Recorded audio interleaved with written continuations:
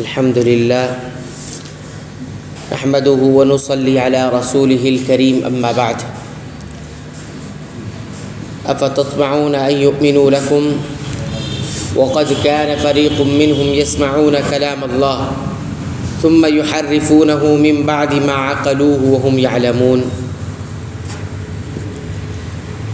تو اے مسلمانوں، کیا تم اس بات کی خواہش رکھتے ہو کہ یہ تمہاری بات مان لیں گے؟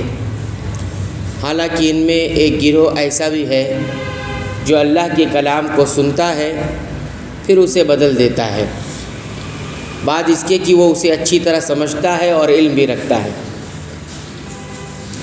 سورہ البقرہ کی آیت نمبر 75 اور اس کے معنی کا ترجمہ آپ حضرات کی خدمت میں رکھا گیا۔ اس آیت کریمہ میں اور اس سے پہلے والی آیات میں جس میں بنی اسرائیل کو خطاب کیا گیا تھا، اب بنی اسرائیل سے خطاب کرنے کے بعد مسلمانوں کی طرف اللہ رب العالمین خطاب کرتے ہوئے کہتے ہیں کہ اتنی ساری باتیں یہود کے بارے میں اور نصارہ کے بارے میں معلوم ہو جانے کے بعد کیا تم اس بات کی تمنا اور امید رکھتے ہو کہ یہ تمہاری بات مان لیں گے؟ یعنی جو کچھ تم مانتے ہو یہ بھی مان لیں گے، یا تم کوئی بات کہو گے اور یہ مان لیں گے، تمہاری بات کو سچا سمجھیں گے؟ ایسا ہوگا؟ حالانکہ ان کے درمیان ایک گروہ ایسا بھی ہے، ایک جماعت ان کی ایسی بھی ہے جو اللہ کے کلام کو سنتی ہے اور پھر اس کلام کو سننے کے بعد، سمجھنے کے بعد، علم کے بعد اسے بدل بھی دیتی ہے۔ تو یہاں پر یہ بتایا جا رہا ہے کہ یہ اللہ کے کلام کو سنتے ہیں اور اس کے بعد اسے بدل دیتے ہیں۔ تو یہ اللہ کا کلام کون سا تھا جو یہ سنتی تھی اور اسے بدل دیتی تھی؟ تو علماء نے دو باتیں اس سلسلے میں ذکر کی ہیں۔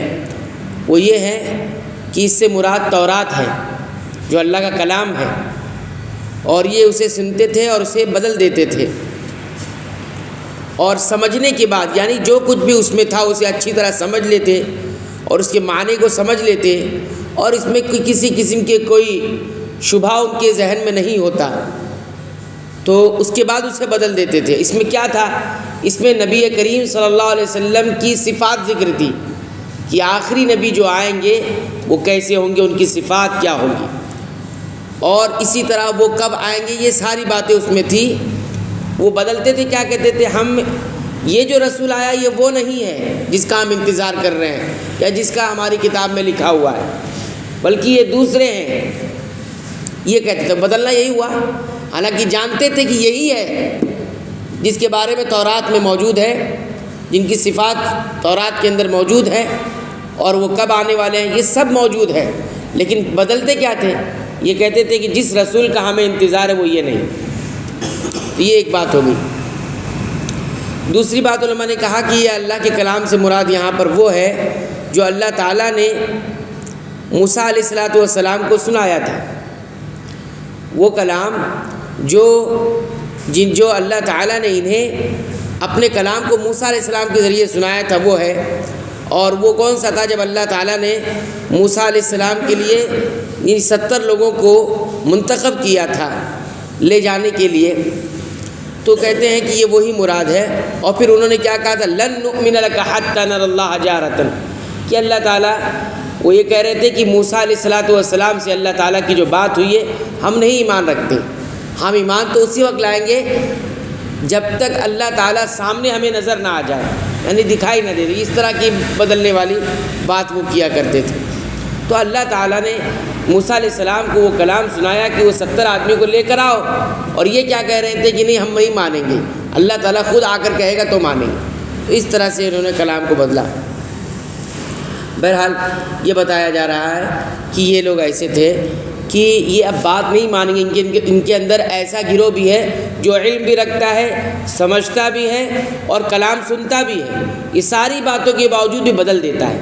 تو اس طرح کا گروہ جب تک ان کے درمیان رہے گا، اس طرح کی روش ان کے درمیان رہے گی، تو اس بات کی امید مت لگاؤ کہ وہ تمہاری بات سنیں گے اور سننے کے بعد اسے یقین بھی کریں گے اور سچ سمجھیں گے، ایسا ہونے والا نہیں ہے۔ یہ بتایا کہ وہم یعلمون، وہ جانتے بھی ہیں، تو کیا جانتے ہیں؟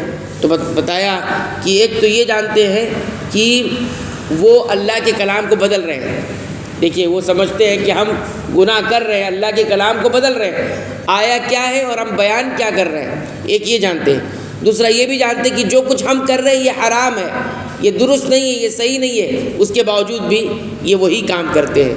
تو ایک آدمی ہوتا ہے گناہ کرتا ہے، نہیں جانتا ہے، سمجھ نہیں پاتا، گناہ کر لیتا ہے، یہ پھر بھی معذور ہے اللہ تعالیٰ کے یہاں۔ معذور کا مطلب یہ ہو گیا کہ اس کے پاس ایک بہانہ ہے کہ ہم سمجھ نہیں پائے تھے، ہم جان نہیں سکے تھے، تو اللہ تعالیٰ اس کے عذر کی بنا پر معاف بھی کر سکتا ہے۔ لیکن ایک آدمی ایسا ہوتا ہے جو بصیرت کے ساتھ گناہ کرتا ہے۔ بصیرت کا مطلب یہ ہوتا ہے سنتا بھی ہے، سمجھ بھی لیتا ہے اچھی طرح، اور اس کے بعد پھر علم بھی رکھتا ہے، اس کے بعد کیا کرتا ہے؟ گناہ کرتا ہے۔ یہ گناہ ان کے اندر تھا، یہ جانتے تھے کہ ہم غلط کر رہے ہیں، پھر بھی غلط کرتے ہیں۔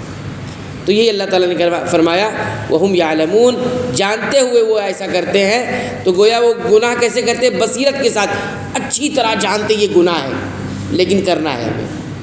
تو یہ ایک ایسا گروہ جب رہتا ہے تو بڑی خطرناکی ہوتی ہے۔ سدھرنے والے سدھر نہیں سکتے، گناہوں سے بچنے والے گناہ سے بچ بھی نہیں سکتے، کیونکہ یہ جب تک موجود رہے گا جڑ ختم نہیں ہوگی۔ مرض جہاں سے پنپ رہا ہے وہ اگر ختم نہیں کریں گے تو بیماری کے لیے کتنی بھی دوائیں کریں، بیماری ختم ہونے والی نہیں۔ اگر جسم میں کہیں فاسد مادہ پیدا ہو گیا ہے، زہریلا مادہ جسم کے اندر پیدا ہو گیا ہے، جب تک ڈاکٹر اسے نکالے گا نہیں اور انسان دوائیں پہ دوائیں کرتا جائے گا تو جتنی دوائیں کرے گا وہ اثر نہیں کرے گی۔ کیوں؟ جہاں پر وہ فاسد مادہ، خراب مادہ اگر جسم کے اندر ہے اسے نکالے گا نہیں تو وہ ٹھیک ہونے والا نہیں۔ تو یہی اصل میں یہ بتایا گیا آیت میں کہ ان کے درمیان ایک گروہ ایسا ہے جو اس طرح کی حرکت کرتا ہے، تو تم امید نہیں لگاؤ کہ یہ ساری باتیں ہونے والی ہیں۔ بہرحال یہاں آ کر اس آیت کریمہ کی جو تفسیر ہے وہ مکمل ہو جاتی ہے۔ ابھی اس آیت کریمہ سے ہمیں کتنی باتوں کا علم ہوا، انشاءاللہ اسے نکات کی شکل میں آئندہ درس میں ذکر کریں گے۔